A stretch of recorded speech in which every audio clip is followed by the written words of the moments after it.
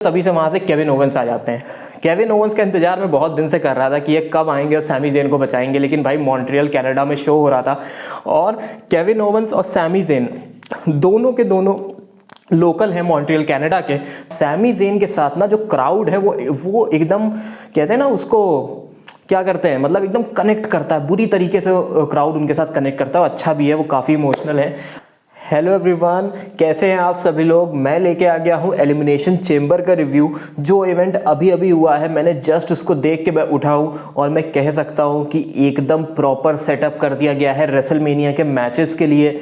एक वुमेंस का elimination chamber हुआ था, एक मेंस का एलिमिनेशन चेंबर हुआ था, एज बेथ फीनिक्स का मैच हुआ था जो कि थोड़ा सा हमारे लेजेंडरी स्टेटस में चला जाता है, एक हमारा ब्रॉक लेसनर बॉबी लैशली का हुआ था और एक हमारा टाइटल मैच हुआ था। हर मैच में इमोशन एकदम बह रहा था, स्टोरी लाइन साफ साफ दिख रही थी और मैं कह सकता हूँ भाई कि बहुत ही अच्छा इन लोगों ने इवेंट बनाया था। मुझे लग रहा था रेसलमेनिया बहुत अच्छा होगा, लेकिन एलिमिनेशन चेंबर देख के ही मैं इतना खुश हो गया, मेरी एक्सपेक्टेशंस इतनी हाई हो चुकी हैं कि मैं वेट नहीं कर सकता कि रेसलमेनिया कितना अच्छा होगा। तो ये जो इवेंट होता है, ये जो है एक बड़े इवेंट का बिल्डअप होता है। जैसे अभी रेसलमेनिया आ रहा है तो उसके लिए एक ये बिल्डअप है। लेकिन आगे बढ़ने से पहले मैं आप सबसे एक रिक्वेस्ट करना चाहता हूँ कि जल्दी से आप उस चैनल को सब्सक्राइब कर लीजिए अगर अभी तक आपने सब्सक्राइब नहीं किया है। बेल नोटिफिकेशन को क्लिक कर लीजिए, क्योंकि इस चैनल पर रेगुलर बेसिस पे आपको ऐसी वीडियोस, हर मेन इवेंट की रिव्यूज की वीडियोस आपको मिलती रहती हैं। तो दोस्तों चलिए चलते हैं आगे वीडियो में। तो पहले हमारा शो शुरू होता है वुमेन्स का, जो हमारा एलिमिनेशन चेंबर था। और मैं बार बार ये बोल रहा हूँ कि पहले जो है वुमेन्स को इतना ज़्यादा इंपॉर्टेंस नहीं दी जाती थी, लेकिन अब जो उनके मैचेस ऐड किए गए हैं, वुमेन्स का एलिमिनेशन चेंबर मैच ऐड कर दिया गया है, जो कि बहुत ही अच्छी बात है। और एक से बढ़कर एक वुमेन्स रेसलर्स हैं, एक से बढ़कर एक परफॉर्मेंस देती हैं। रखेल हो गई, असुका हो गई, नटालिया है, उसके बाद एक और लिव मॉर्गन है। बहुत ही बेहतरीन मैच हुआ और असुका लास्ट में जीत जाती हैं और वो रॉ वुमेन्स चैंपियनशिप के लिए रेसलमेनिया में जाएंगी, जो कि हैं बियांका बेलेयर। उसके बाद कुछ हमारे छोटे मोटे मैचेस होते हैं। पहले मैं बात करना चाहूँगा ब्रॉक लेसनर और बॉबी लैशली का मैच के बारे में। देखिए, ये मैच एक ऐसा ही सेटअप था, ना कोई चैंपियनशिप इन्वॉल्व थी, कुछ नहीं, बस ऐसे ही सेटअप कर दिया गया था। तो मेरे दिमाग में ये चल रहा था कि ये क्या हो रहा है, क्यों सेटअप कर रहे हैं, क्या होना है इससे। लेकिन वो मैच इतनी जल्दी खत्म हो गया, इतनी मतलब मैच शुरू हुआ है फिनिशर्स मारते मारते, मैच शुरू नहीं हुआ कि उन्होंने F5 लगा दिया, उन्होंने स्पेयर लगा दिया। तो ये जो मैच था, ये कोई मैच नहीं था, ये दूसरे मैचेस के लिए सेटअप था। मतलब कि या तो वो ब्रॉक लेसनर को बहुत स्ट्रांग दिखा रहे हैं, या तो बॉबी लैशली को बहुत स्ट्रांग दिखाना चाहते हैं, या तो वो आगे सेटअप करना चाहते हैं कि एक बार एक मैच हुआ लेकिन झटके में खत्म हो गया, अब हम फिर से एक अच्छा सा मैच करेंगे। तो आप रेसलमेनिया आ रहा है, मैंने आपको पहले ही बता रखा है कि बॉबी लैशली और ब्रॉक लेसनर दोनों एकदम तगड़े, एकदम बराबर टक्कर के रेसलर्स हैं, तो इनका एक बहुत ही अच्छा मैच सेटअप किया जा सकता है। लेकिन खबर आ रही है कि ब्रॉक लेसनर का ब्रे वाइट के साथ मैच होगा, तो देखना बनता है ब्रे वाइट भी कहीं ना कहीं रेसलमेनिया में फिट होंगे। उसके बाद दूसरा जो इसी तरीके का मैच था वो था एज और बेथ फीनिक्स का और रिया रिप्ली और फिन बैलर का। तो इन दोनों का जो मैच था, ये भी एक इम्प्रॉम्प्टू सा मैच था, उसमें कोई टाइटल इन्वॉल्व नहीं था, कोई ऐसी मतलब कोई चीज़ नहीं थी, लेकिन एज बेथ फीनिक्स जीत जाते हैं। अब देखना ये इंटरेस्टिंग होगा कि ये स्टोरी लाइन अब कहाँ जाती है, क्योंकि एज बेथ फीनिक्स तो जीत गए, उनका एक तरीके से रिवेंज पूरा हो गया। लेकिन अब क्या होता है, ये बहुत ही इंटरेस्टिंग मैच होने वाला है कि अब क्या होता है। लेकिन ये बात पक्की है कि एज और बेथ फीनिक्स दोनों के दोनों रेसलमेनिया में ज़रूर जाएंगे। उसके बाद जो हमारा मेन वाला जो एलिमिनेशन चेंबर होता है, उसमें तो लग रहा था सेथ रॉलिंस जीत ही जाएंगे, लेकिन फिर वहीं से लोगन पॉल आ जाते हैं, सेथ रॉलिंस को मार देते हैं, ऑस्टिन थ्योरी रिटेन कर लेते हैं। लेकिन एलिमिनेशन चेंबर में भी कई ऐसे सारे मोमेंट्स हुए थे, मैं आपको बताऊं कि मतलब मैंने भी पहली बार देखे थे कि उल्टे लटक के एक आदमी थे, वो एकदम ऊपर कूद गए थे और बहुत ही अच्छा मैच हुआ था। मैं तो बोलूँगा कि सेथ रॉलिंस बस जीतने ही वाले थे, लेकिन अब सेथ रॉलिंस और लोगन पॉल का एक मैच सेटअप किया जाएगा रेसलमेनिया में, और भी बड़े इवेंट पे इसको एक कैश इन किया जाएगा।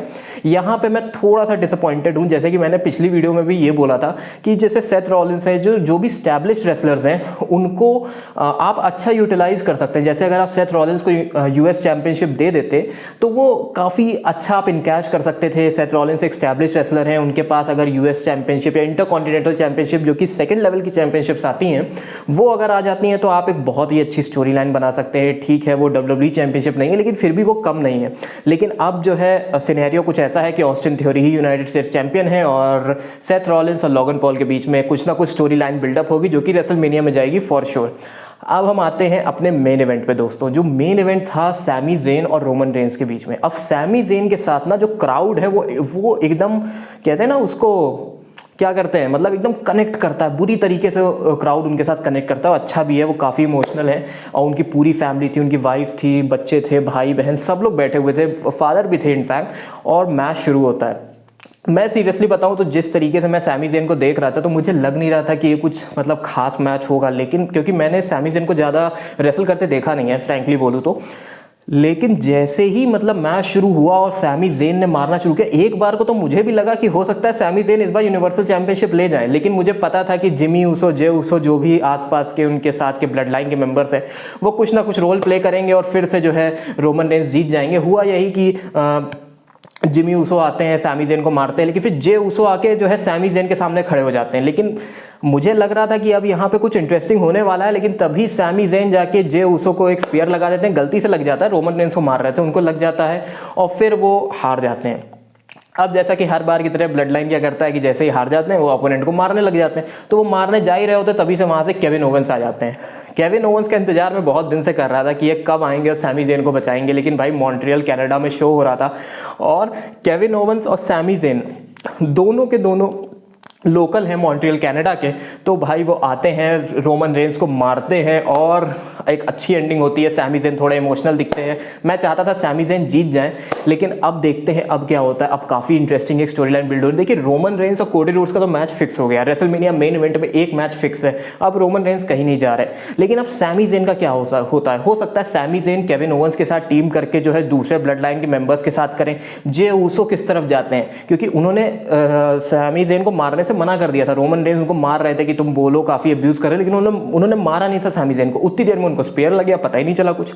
लेकिन दोस्तों ये था पूरा हमारा एलिमिनेशन चेंबर। मैंने मेन सारे मैचेस कवर कर दिए हैं और आपको सब कुछ बता दिया है। और मैं कहूँगा कि इवेंट बहुत ही तगड़ा था, बहुत ही बेहतरीन माहौल था। और अगर आपको मौका मिलता है तो आप ज़रूर इस इवेंट को देखिएगा, आपको बहुत मज़ा आने वाली है। और अगर मैं रेटिंग की बात कर लूँ तो मैं इसको रेटिंग दूंगा अराउंड 8 की मैं रेटिंग दूंगा इसको आउट ऑफ 10। और दोस्तों अब अगर आपने यहाँ तक वीडियो देख ली है तो बिना सब्सक्राइब किए बिल्कुल मत जाइएगा, जल्दी से वो सब्सक्राइब का बटन दबा लीजिए, बेल नोटिफिकेशन को क्लिक कर लीजिए और कमेंट करके मुझे बताइए कि आपको क्या अच्छा लगा या आपको इस रिव्यू के बारे में क्या अच्छी चीज़ लगी, कोई ख़राब चीज़ लगी है तो भी बता दीजिए, मैं उसको इम्प्रूव कर दूंगा। तो मिलेंगे दोस्तों अगली वीडियो में, तब तक के लिए good bye, take care and love you all.